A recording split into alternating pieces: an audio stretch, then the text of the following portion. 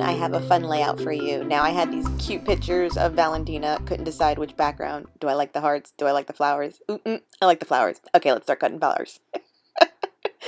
Oh my goodness, like if I could buy all the floral pattern papers in the world and just fussy cut them out and make layouts, that would be like my full-time job. Like I love fussy cutting out flowers from pattern paper and doing these gorgeous, luscious, like clusters of their flowers. They're just gorgeous. And this is a flower paper from Paige Evans, and I want to say it's like 2 collections ago, and I cannot remember the order of them anymore. But you know this pattern paper, like a lot of people have used it in the past. I still have it, and here I did, cutting them all out. Now I'm using 2 die cuts, so and truly, I'll be honest with you, both of them were probably a waste because you don't really see either of them. But this one was just kind of like this circular rosette interlocking circle die cut. I forgot where I got it from, or maybe I bought it at Silhouette Design Store, but I hadn't used it. And I cut it out and I did it on white cardstock, and I'm putting it on white cardstock because I thought it added a nice element of texture to the background. So there you can see it glued down. And then this flower wreath, I think, was a freebie from Paper Issues. I could be wrong on that too. But it was so cute and simple, and I thought I was going to put like the clusters right on these like daisy imprints, which I do, but since the flowers are so colorful and thick that go on top of it, you barely see any of this like bubblegum pink cut file as well. I mean, it peeks out from behind it. It does work, but like I said, most of it for both of them gets covered up. Whoops! If you hear any of that crying, my monitor's right next to me, and Valentina is still not fallen asleep yet.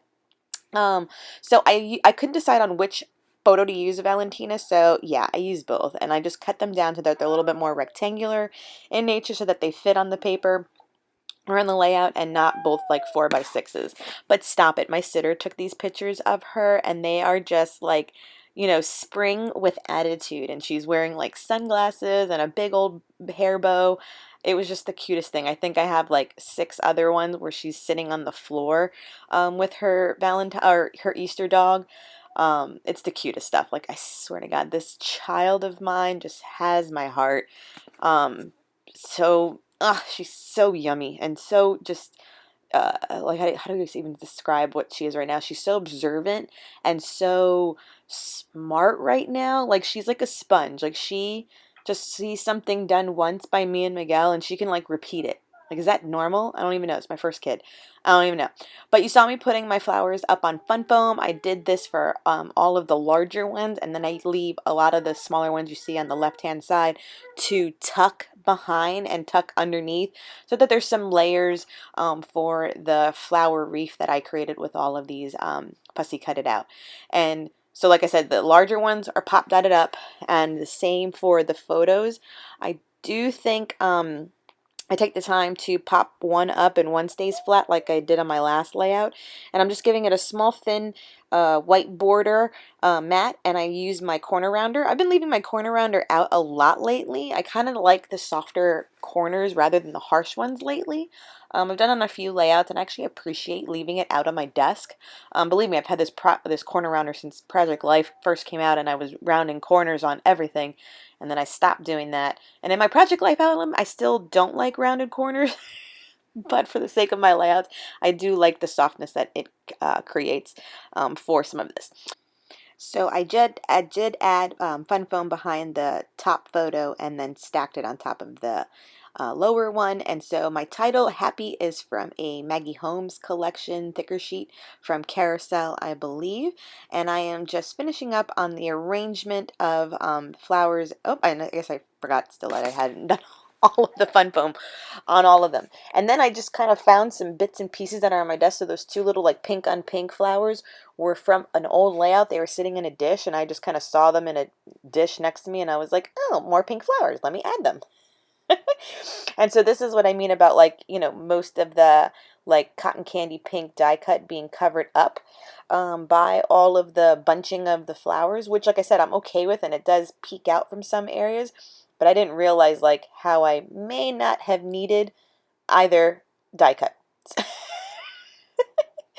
Because the cluster of the flowers alone would have probably been fine, and like I said, the white die cut too is covered up so much that you only see it peeking out. I mean, but where it peeks out, yes, it's added interest, and so that was the whole point behind it. But this has a lot of paper. This layout is heavy, folks.